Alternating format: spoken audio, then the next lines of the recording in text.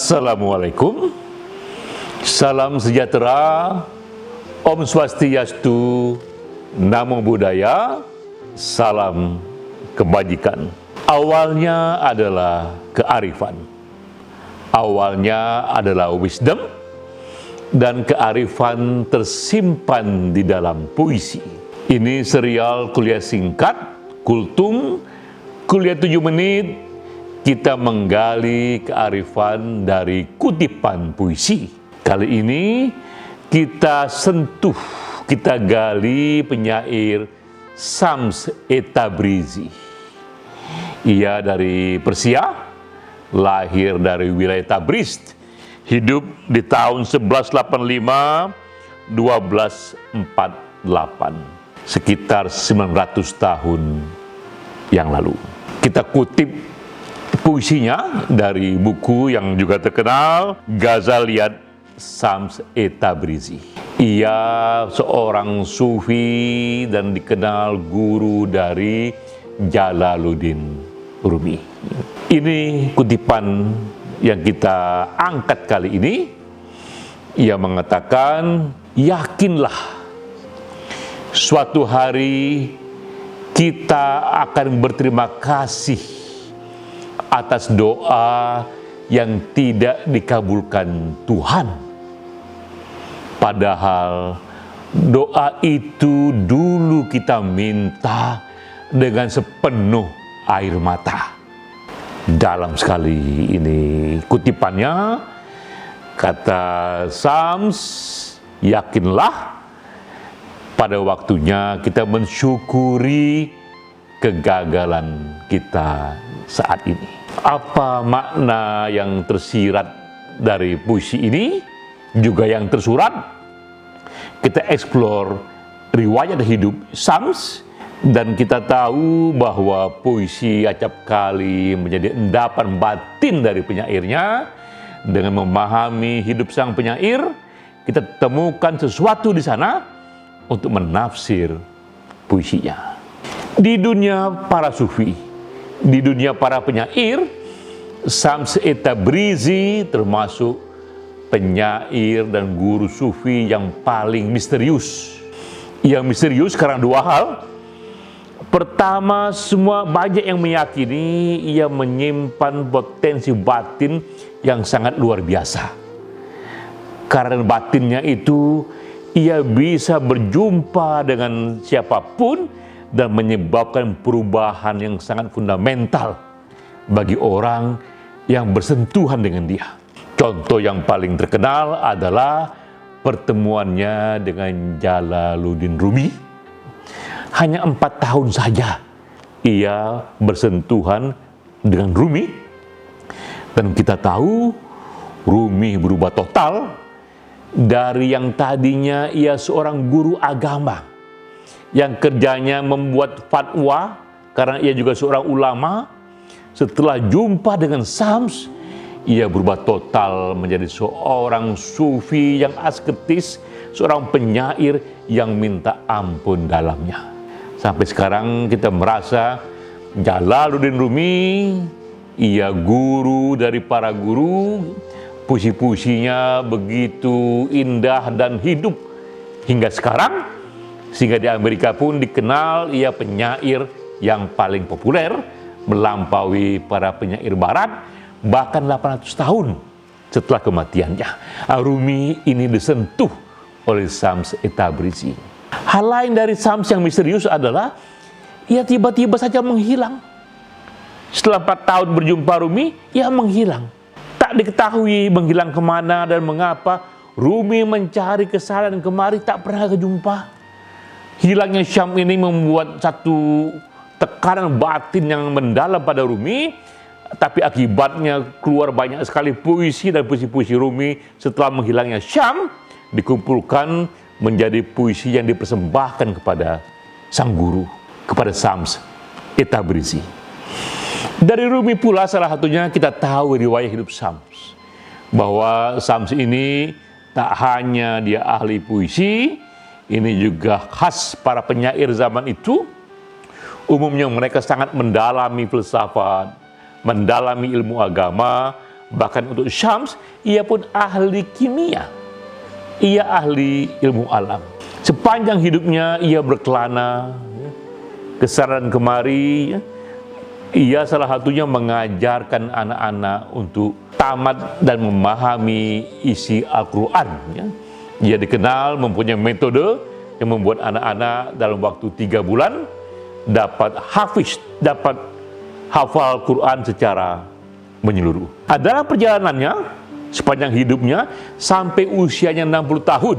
Di usia 60 tahun itulah ia jumpa Rumi. Tapi sebelum jumpa Rumi pun ia mengalami banyak sekali ia jumpa orang-orang yang akhirnya orang-orang itu mengalami hijrah batin. Orang-orang yang berubah hidupnya. Orang-orang yang dulu punya apa yang dianggap penting, tak lagi penting. Dan apa yang tak dianggap penting, menjadi penting.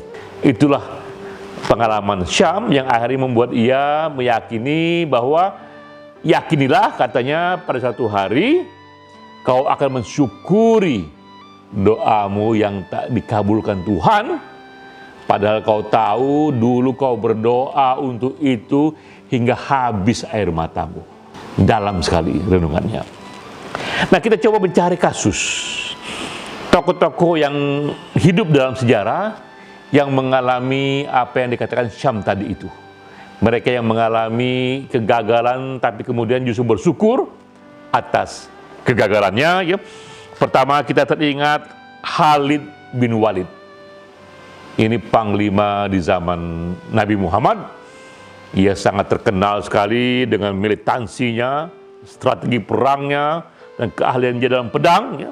Dan waktu itu ia bertekad akan menumpas pasukan Nabi Muhammad, akan menumpas generasi pertama Islam hingga ke akar-akarnya. Ia bertekad untuk itu, ia berdoa untuk itu, dan ia punya kemampuan itu.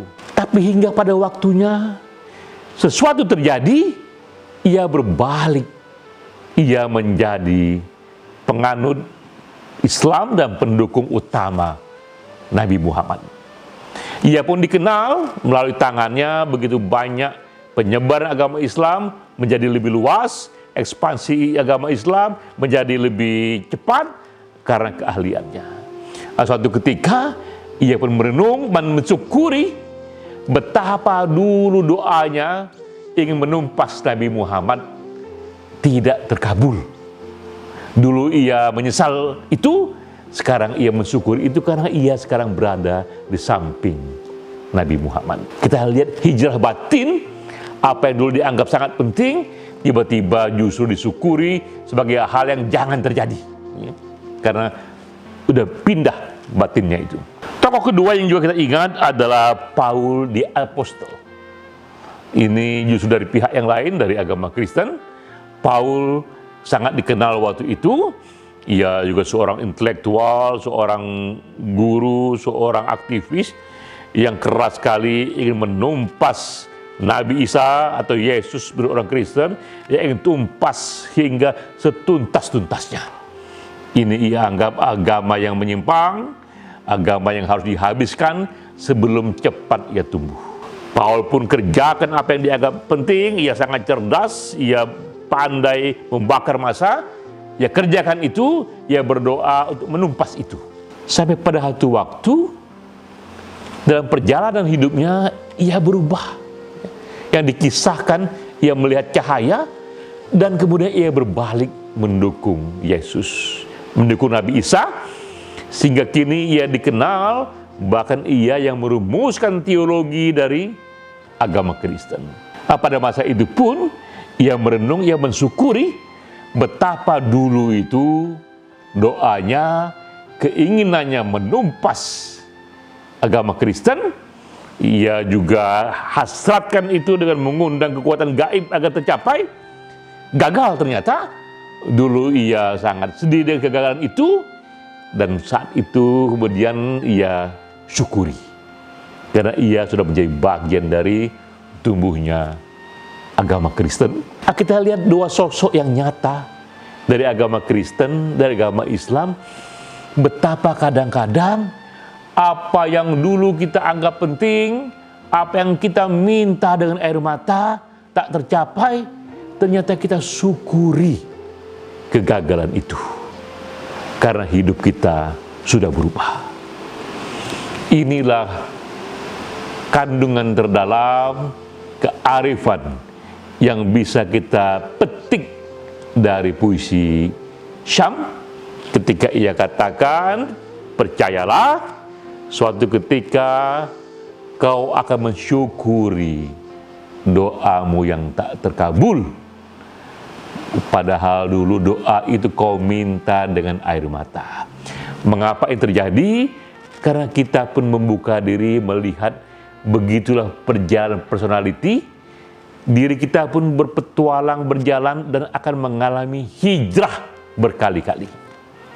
Apa yang dulu kita anggap penting, ternyata tidak penting. Karena itu, kapanpun kita gagal, kapanpun kita kecewa, merenunglah dan sadarilah, mungkin pada satu waktu kita justru mensyukuri kegagalan ini karena ia adalah blessing in disguise. Karena kegagalan ini ternyata membuka satu harapan lain yang membuat kita akan jauh lebih tumbuh lagi. Demikian, sampai jumpa.